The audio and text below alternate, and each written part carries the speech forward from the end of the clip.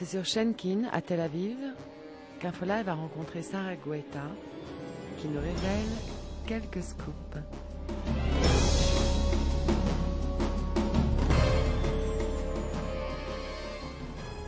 Sarah Guetta, on vous surnomme la coiffeuse des stars. Qui avez-vous l'habitude de coiffer? Alors moi, je m'occupe régulièrement de Gérard Lanvin, de Jacques Gamblin, de Irène Jacob, Charlotte Gainsbourg. Le film que je viens de finir, c'est avec Catherine Deneuve, Emmanuel Béard, Sabine Azéma. De quel film s'agit-il? C'est un film qui va s'appeler Le héros de la famille, qui va sortir le 24 décembre, avec Claude Brasseur, Catherine Deneuve, Emmanuel Béard, Valérie Lemercier.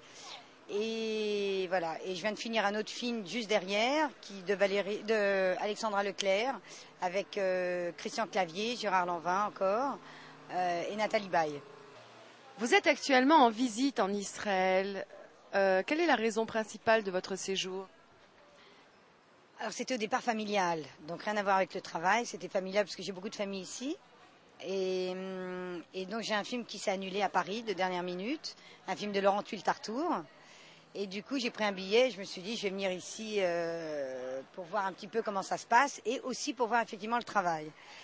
Pensez-vous faire votre alia? Amen, j'aimerais bien le faire. Je me sens très israélienne alors que je suis vraiment parisienne.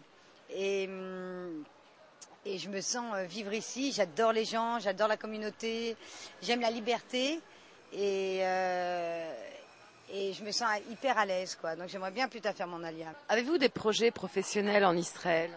Oui, j'ai un projet, si Dieu veut, normalement on dit à l'aide de Dieu, on ne dit plus si Dieu veut, avec Emmanuel Nakache et Stéphane Belaïch, le titre va s'appeler Le syndrome de Jérusalem, avec comme principal Arié Elmaleh, le frère de Gad Elmaleh, qui sera le rôle principal.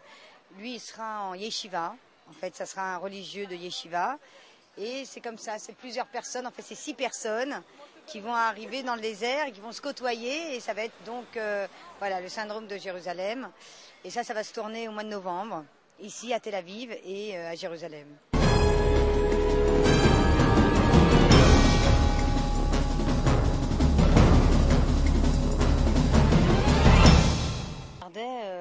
Qui était vraiment branché Infolive. Et c'est comme ça que moi-même je l'ai connu.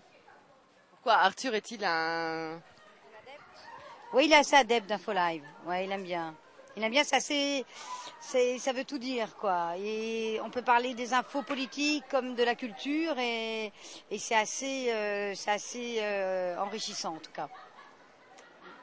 Alors j'ai une super anecdote que je vais raccourcir parce qu'elle est assez longue. J'avais rendez-vous un jour avec Richard Anconina, à qui je devais le relooker. Via Richard Berry, qui lui avait dit « appelle-la, elle est géniale ». Donc il m'avait contacté et pendant un moment, on se parlait au téléphone pour savoir ce que j'allais lui faire et tout. Et il me donne rendez-vous où lui-même déjeunait avec une femme que je ne connaissais pas. Ils finissent leur entretien, moi j'arrive à ce moment-là et Richard Anconina me présente comme la coiffeuse des stars de Paris et de sa coiffeuse à lui. Qui franchement, on s'était encore jamais rencontrés. Mais je l'ai laissé faire parce que j'aime pas humilier les gens. Et à ce moment-là, cette femme-là me dit « Oh là là, formidable, c'est génial, ça serait formidable que vous coupiez les cheveux à Nicolas. » Et moi, j'étais énervée juste un peu avant parce que d'autres choses qui étaient arrivées par-dessus. Et je dis « Non, excusez-moi, je fais pas les enfants. » Et là, elle me regarde hyper gênée. Elle s'en va et Richard Anconina m'annonce que c'était la femme de Nicolas Sarkozy. Il y a une possibilité que, voilà, si Dieu, à l'aide de Dieu, je le fasse à la rentrée et il aura un nouveau look. Un nouveau look signé Sarah Guetta. Comme vous pouvez le constater, Sarah ne coiffe pas uniquement les stars.